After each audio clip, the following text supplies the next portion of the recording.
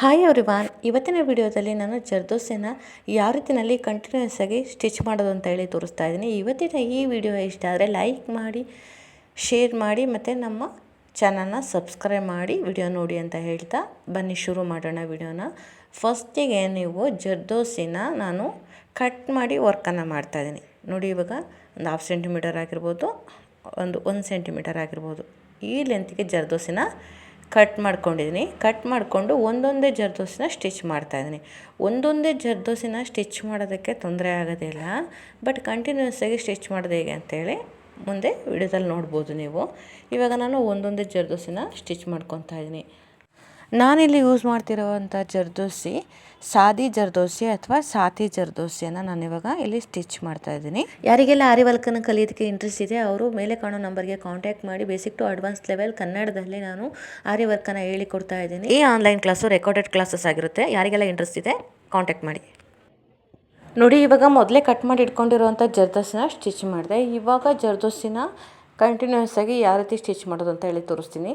ನಾನು ಹಿಂದಿನ ವಿಡಿಯೋದಲ್ಲೇ ಹೇಳಿದೆ, ನಾವು ಯೂಸ್ ಮಾಡುವಂತಹ 24 ನಂಬರ್ ತುಲಿಪ್ ನೀಡಲ್ಗೆ ಎಷ್ಟು ಲೆಂತಲ್ಲಿ ಜರ್ದೋಸಿ ನಿಮಗೆ ಇಡಿಸುತ್ತೆ ಅಷ್ಟನ್ನು ಮೊದಲೇ ಕಟ್ ಮಾಡಿ ಇಟ್ಕೊಳ್ಳಿ. ಇವಾಗ ನೀಡಲ್ಗೆ ಎಷ್ಟು ಇಡಿಸುತ್ತೆ ಅಷ್ಟು ಜರ್ದೋಸಿನ ತೊಗೊಂಡಿದ್ದೀನಿ. ನೋಡಿ, ಆ ಜರ್ದೋಸಿನಲ್ಲಿ ನಾನು 1/2 ಸೆಂಟಿಮೀಟರ್ಗೂ ಸ್ಪ್ಲಿಟ್ ಮಾಡ್ತಾಯಿದ್ದೀನಿ. ಒಂದು ಸಲ ಸ್ಪ್ಲಿಟ್ ಮಾಡಿ ನಾವು ಥ್ರೆಡ್ಡನ್ನು ಬಟ್ಟೆಯಿಂದ ತೆಗೆದು ಮತ್ತು ಜರ್ದೋಸಿ ಒಳಗಡೆ ರೊಟೇಟ್ ಮಾಡಬೇಕಾದ್ರೆ ನಿಧಾನವಾಗಿ ರೊಟೇಟ್ ಮಾಡಿ. ಯಾಕೆ ಅಂದರೆ ಜರ್ದೋಸಿ ಒಳಗಡೆ ನೀಡಲ್ನ ತೆಗಿತಾ ಇರೋದ್ರಿಂದ ನಿಧಾನವಾಗಿ ರೊಟೇಟ್ ಮಾಡಬೇಕು.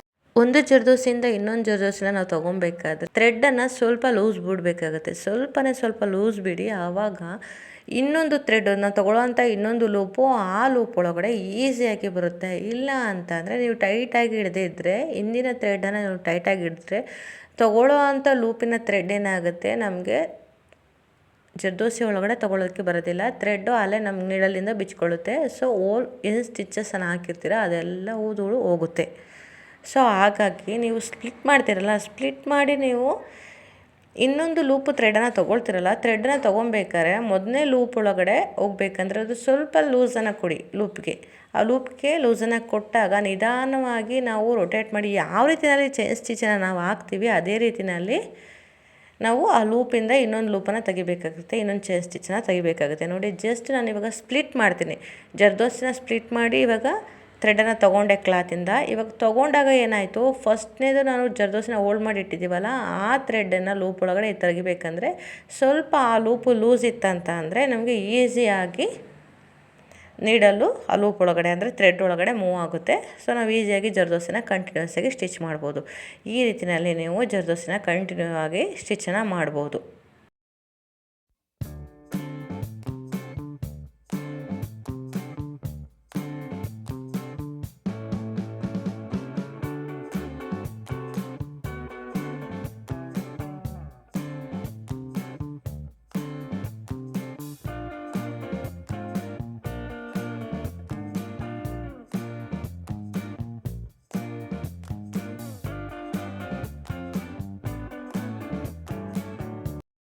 ಜಸ್ಟ್ ಅಬ್ಸರ್ವ್ ಮಾಡಿ, ಇವಾಗ ಆ ಲೂಪನ್ನು ತೆಗಿಬೇಕಾದ್ರೆ ಆ ಹೋಲ್ಡ್ ಮಾಡಿರ್ತೀವಲ್ಲ, ಫಸ್ಟು ನಾವು ಕಾಟನ್ ಥ್ರೆಡನ್ನು ಹೋಲ್ಡ್ ಮಾಡಿರ್ತೀವಲ್ಲ ಆ ಲೂಪನ್ನು ಸ್ವಲ್ಪ ಲೂಸ್ ಬಿಟ್ಕೊಳ್ಳಿ ಸಾಕು. ಟೈಟಾಗಿ ಹಿಡಿಯೋಕ್ಕೆ ಹೋಗ್ಬಿಡಿ. ಟೈಟಾಗಿ ಹಿಡಿದ್ರೆ ಏನಾಯ್ತು ಅಂದರೆ ಸೆಕೆಂಡಾಗಿ ತೊಗೊಳ್ಳೋ ಅಂಥ ಥ್ರೆಡ್ಡು ಆ ಲೂಪ್ ಒಳಗಡೆ ಬರೋಕ್ಕೆ ಚಾನ್ಸಸ್ ಇರೋದಿಲ್ಲ. ಆವಾಗ ಏನಾಗುತ್ತೆ, ನಮಗೆ ಆ ಥ್ರೆಡ್ಡು ನೀಡಲಿಂದ ಅಲ್ಲಿ ಬಿಚ್ಕೊಳ್ಳುತ್ತೆ. ಸೊ ಈ ಟಿಪ್ಪನ್ನು ಯೂಸ್ ಮಾಡ್ಕೊಳ್ಳಿ, ನಿಮಗೆ ಈಸಿಯಾಗಿ ಜರ್ದೋಸಿಲಿ ವರ್ಕನ್ನು ಮಾಡ್ಬೋದು. ನೋಡಿ, ಇವಾಗ ನಾನು ವುಡನ್ ನೀಡಲಲ್ಲೂ ಕೂಡ ಹಾಕಿ ತೋರಿಸ್ತಾ ಇದ್ದೀನಿ. ಮೊದಲು ನಿಮಗೆ ತುಲಿಪ್ ನೀಡಲಲ್ಲಿ ಹಾಕಿದ್ದಾಯಿತು ಕಂಟಿನ್ಯೂಸ್ ಆಗಿ. ಇವಾಗ ಜರ್ದೋಸಿನ ನಾನು ಹಿಂದಿನ ವೀಡಿಯೋದಲ್ಲಿ ನಿಮಗೆ ತೋರಿಸಿದ್ದೀನಿ ಯಾವ ನೀಡಲ್ಗೆ ಎಷ್ಟು ಲೆಂತಿಯಾಗಿ ಜರ್ದೋಸಿ ಹಿಡಿಯುತ್ತೆ ಅಂತ ಹೇಳ್ಬಿಟ್ಟು. ಬಟ್ ನಾನಿಲ್ಲಿ ನಿಮಗೆ ಶಾರ್ಟಾಗಿಯೇ ಜರ್ದೋಸಿನ ತೊಗೊಂಡು ವರ್ಕ್ ಮಾಡಿ ತೋರಿಸ್ತಾ ಇದ್ದೀನಿ. ಇವಾಗ ನಾನಿಲ್ಲಿ ವುಡನ್ ನೀಡಲ್ನ ಯೂಸ್ ಮಾಡ್ತೇನೆ. ವುಡನ್ ನೀಡಲ್ನ ಯೂಸ್ ಮಾಡಬೇಕಾದ್ರೆ ತುಂಬ ಕೇರ್ಫುಲ್ಲು. ಯಾಕೆ ಅಂತ ಅಂದರೆ ವುಡನ್ ನೀಡಲ್ನ ಟಿಪ್ ಏನಿದೆ ಅದು ತುಂಬಾ ಫ್ಲೆಕ್ಸಿಬಲ್ ಆಗಿರೋ ರೀತಿಯಲ್ಲಿ ಇರುತ್ತೆ. ಸೊ ಗಟ್ಟಿಗಿರೋದಿಲ್ಲ, ಸ್ವಲ್ಪ ಫ್ಲೆಕ್ಸಿಬಲ್ ಮಾಡ್ಬೋದು ಆ ನೀಡಲ್ ಮೂತಿನ. ಸೊ ಹಾಗಾಗಿ ನೋಡಿ ಕೇರ್ಫುಲ್ಲಾಗಿ ಹ್ಯಾಂಡಲ್ನ ಮಾಡೋದನ್ನು ಕಲಿಬೇಕಾಗುತ್ತೆ ನೀವು. ನೋಡಿ, ಇದರಲ್ಲೂ ಅಷ್ಟೇ ಜಸ್ಟ್ ನಾನು ಜರ್ದೋಸಿನ ಏನು ಲೆಂತಲ್ಲಿ ತೊಗೊಂಡಿದ್ದೆ. ಇವಾಗ ನನಗೆ ಒಂದು 1/2 ಸೆಂಟಿಮೀಟರಲ್ಲಿ ಬೇಕು. 1/2 ಸೆಂಟಿಮೀಟರಲ್ಲಿ ಬೇಕಂದಾಗ ನಾನೇನು ಮಾಡ್ತೀನಿ, ಅಲ್ಲಿಗೆ ಸ್ಪ್ಲಿಟ್ ಮಾಡ್ತೀನಿ. ಅದು ಜರ್ದೋಸಿನ ಸ್ಪ್ಲಿಟ್ ಮಾಡಿದಾಗ ಅಲ್ಲಿ ನಮಗೆ ನೀಡಲು ಹೊರಗಡೆ ಬರುತ್ತೆ. ಆವಾಗ ನಾನು ಕ್ಲಾತಿಗೆ ಹಾಕಿ ಥ್ರೆಡನ್ನು ತೆಗಿತೀನಿ. ಥ್ರೆಡನ್ನು ತೆಗಿಬೇಕಾದ್ರೆ ಫಸ್ಟೇ ಒಂದು ಲೂಪ್ ಏನಿದೆ ಥ್ರೆಡನ್ನು ನಾವು ನೀಡಲಲ್ಲಿ ಹಾಕಿದ್ದೀವಲ್ವ, ಇವಾಗ ನೋಡಿ ತೊಗೊಬೇಕಾದ್ರೆ ಜಸ್ಟ್ ಸ್ವಲ್ಪ ಮೊದಲನೇ ಲೂಪು ಜರ್ದೋಸಿರುವಂಥ ಮೊದಲನೇ ಥ್ರೆಡ್ ಲೂಪನ್ನು ಒಂಚೂರು ಲೂಸ್ ಬಿಟ್ಟರೆ ಸಾಕು.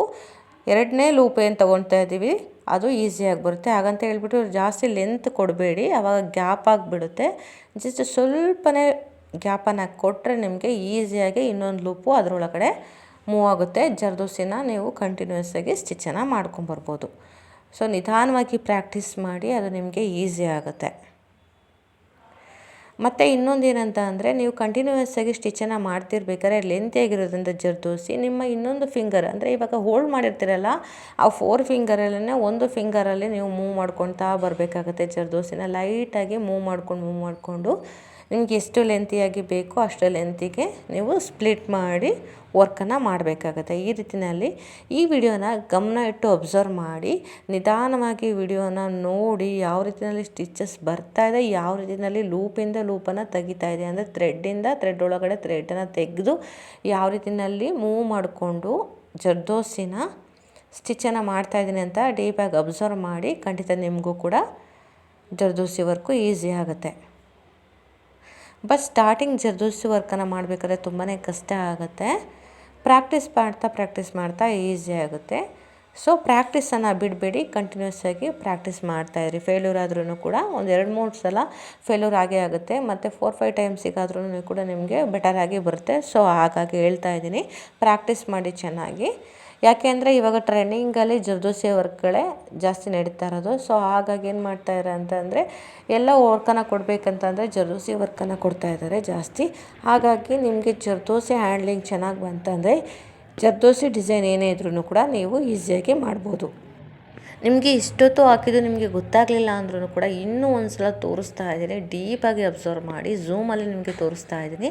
ನಿಧಾನವಾಗಿ ಅಬ್ಸರ್ವ್ ಮಾಡ್ಕೊಳ್ಳಿ. ನೋಡಿ, ಇವಾಗ ವರ್ಕನ್ನು ಮಾಡ್ತಾಯಿದ್ದೆ, ನಮ್ಗೆ ಇಲ್ಲಿ ಥ್ರೆಡ್ ನೀಡಲಿಂದ ಬಿಚ್ಕೊಂತು. ನೋಡಿ, ಇವಾಗ ಈ ಹೋಲ್ ಏನು ಸ್ಟಿಚ್ ಹಾಕಿದ್ದೀನಿ ಜರ್ದೋಸಿದು ಅದೆಲ್ಲದೂ ಕೂಡ ಓಪನ್ ಆಗುತ್ತೆ. ಸೊ ಅದು ಹಾಳಾಯಿತು. ಸೊ ಹಾಗಾಗಿ ಏನು ಮಾಡಬೇಕು, ಒಂದು ಲೂಪ್ ಒಳಗಡೆಯಿಂದ ತೊಗೊಂಡ್ಮೇಲೆ ಜರ್ದೋಸಿ ಒಳಗಡೆ ಮೂವ್ ಮಾಡ್ತಿರ್ಬೇಕಾದ್ರೆ ನೀಡಲ್ನ ಗ್ರಿಪ್ಪಾಗಿ ಇಟ್ಕೊಳ್ಳಿ. ನೀಡೆಲ್ಲ ಲೂಸ್ ಬಿಡಬೇಡಿ. ಥ್ರೆಡ್ ನೀಡಲಿಂದ ಬಿಚ್ಕೊಂತು ಅಂತ ಅಂದರೆ ನೀವೇನು ಲೆಂತಿಯಾಗಿ ನೀವು ಜರ್ದೋಸಿನ ವರ್ಕ್ ಮಾಡ್ಕೊಂಡಿದ್ದೀರಾ ಅದೆಲ್ಲ ಕೂಡ ಕಂಪ್ಲೀಟಾಗಿ ಹೋಗುತ್ತೆ. ನೋಡಿ, ಇವಾಗ ಯಾವ ರೀತಿಯಲ್ಲಿ ಮೂವ್ ಮಾಡೋದು ಅಂತ ಹೇಳಿ ಗಮನ ಇಟ್ಟು ಇನ್ನೊಂದು ಸಲ ನೋಡ್ಕೊಳ್ಳಿ.